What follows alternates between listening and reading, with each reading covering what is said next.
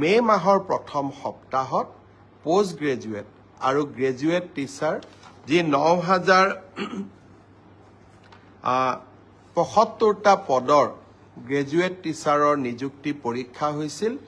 তাৰ ফলাফল সেবাই ঘোষণা কৰিব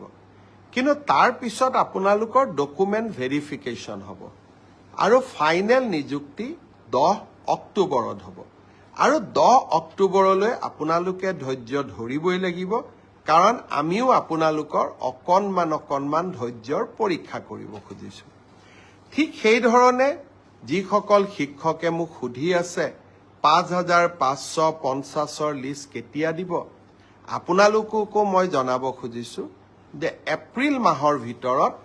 আমি আপোনালোকৰ ডকুমেণ্ট ভেৰিফিকেশ্যনৰ কাম শেষ কৰিম মে মাহৰ পৰা আপোনালোকৰ প্ৰভিজনেল লিষ্ট ওলাব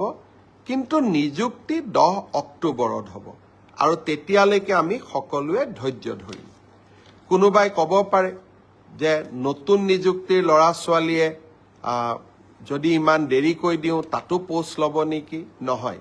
নতুন নিযুক্তিৰ তালিকা 10 অক্টোবৰৰ পিছত ওলাব গতিকে 10 অক্টোবৰত যিসকলে নিযুক্তি পাব তেওঁলোকে স্বাভাৱিকভাৱে নতুন নিযুক্তিত এলপিৰ শিক্ষক এলপিত অৱতীৰ্ণ হ'ব নোৱাৰিব কিন্তু তেখেতসকলে ইউপিৰ পৰীক্ষাত বা আপাৰ প্ৰাইমেৰীৰ মেৰিট লিষ্টত তেওঁলোকৰ নাম ডেফিনেটলি অন্তৰ্ভুক্ত হ'ব পাৰে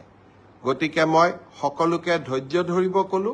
গ্ৰেজুৱেট আৰু পোষ্ট গ্ৰেজুৱেট টিচাৰৰ ৰিজাল্ট মে মাহত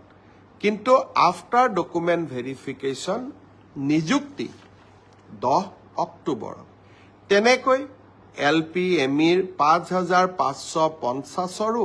ডকুমেণ্ট ভেৰিফিকেশ্যনৰ কাম এপ্ৰিল মাহত আমি সমাপ্ত কৰিম মাৰ্চ মাহৰ পৰা প্ৰভিজনেল লিষ্ট ওলাব কিন্তু নিযুক্তি 10 অক্টোবৰত হ'ব